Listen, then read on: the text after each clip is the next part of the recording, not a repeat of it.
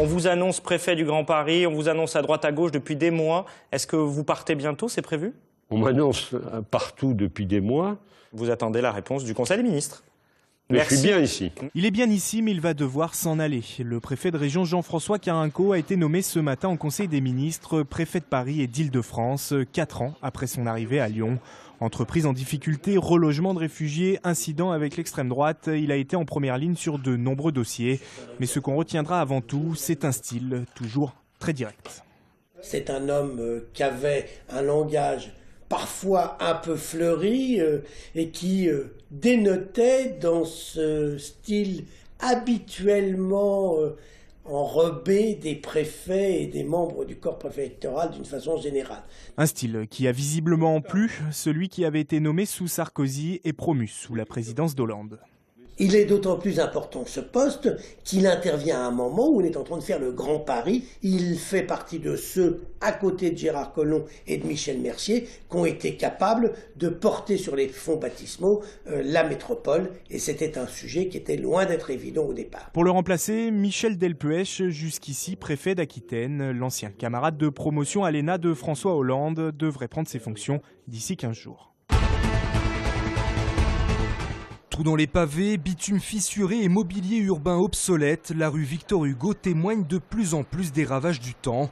D'où la colère de certains riverains et commerçants, coincés entre la rue de la République et le tout nouveau quartier de Confluence.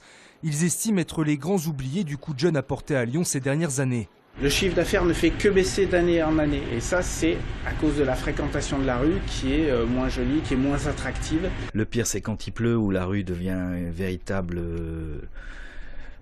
Il y a des piscines de partout, les gens se trempent, les pavés se disjointent, c'est vraiment pas agréable du tout pour faire du shopping en toute sécurité. Les derniers travaux de réfection de la rue Victor Hugo datent en effet des années 70 lors de la percée de la ligne A du métro. À l'occasion d'une réunion publique hier soir, les élus du 2e arrondissement, toutes tendances politiques confondues, ont appelé la mairie de Lyon à agir. Aujourd'hui, la décision est entre ses mains puisque la PPI, la programmation pluriannuelle des investissements, qui décide de tout l'investissement dans l'agglomération pour les 5 ans à venir, va être dévoilée dans quelques semaines. Aujourd'hui, la rue Victor Hugo est dans un tel état qu'elle n'attendra pas 10 années complètes à continuer de se dégrader. Sollicitée depuis 2 jours, la mairie centrale de Lyon n'a pas été en mesure de s'exprimer sur le sujet. C'est bon madame, on y va? Je vous pique. Des piqûres, les médecins de l'établissement français du sang espèrent en faire le plus possible. Chaque année, cette grande collecte à la Chambre de commerce et d'industrie de Lyon permet de récolter 2500 poches de sang. Des poches qui sont les bienvenues surtout en cette période de grippe. Depuis le mois de janvier, nous avons quand même des épidémies de grippe et de gastroentérite et tous les syndromes rhinopharyngés qui nous embêtent un petit peu pour le prélèvement, par le fait qu'il est impossible de prélever un donneur qui est malade, bien sûr, mais également qui vient d'être malade parce qu'il faut attendre une période d'une quinzaine de jours avant de pouvoir prélever son sang. Le FS craint donc une baisse des dons. En Rhône-Alpes, il faut 1000 poches par jour pour subvenir aux besoins des patients. Pour beaucoup, donner est tout simplement un acte citoyen. On voit aux informations et tout que les gens ont besoin de plus en plus de sang et qu'il y a des manques. Et que c'est vrai que voilà, moi je suis en bonne santé et je peux donner, donc ça me semble naturel de pouvoir aider les autres qui en ont besoin, quoi. Au moins une fois par an, je trouve que c'est vraiment important. C'est peu de choses finalement, c'est quelques globules. Pour convaincre les indécis et les gourmands, sachez qu'après votre don, les toques blanches lyonnaises vous offrent les crêpes. Ouais, toujours debout quand on peut faire du boucan ou les emboucanés, les girés et les cuisses de ma mise que ça me du poulet boucané.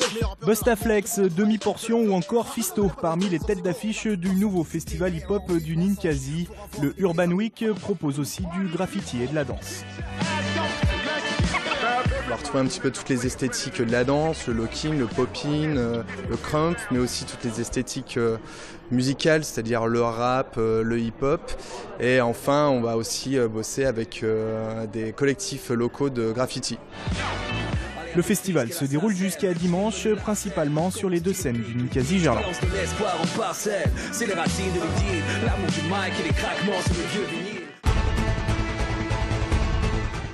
À l'occasion du 70e anniversaire de la libération des camps nazis, le CHRD à Lyon présente une exposition sur l'histoire du camp ghetto de Terezín en Tchécoslovaquie.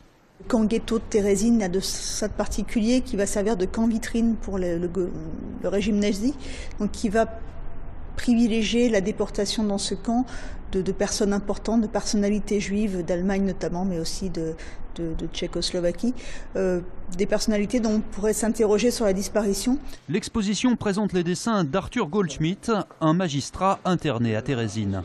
La majorité des dessins sont des portraits, et puis ce petit carnet où va croquer un peu au jour le jour la vie du camp.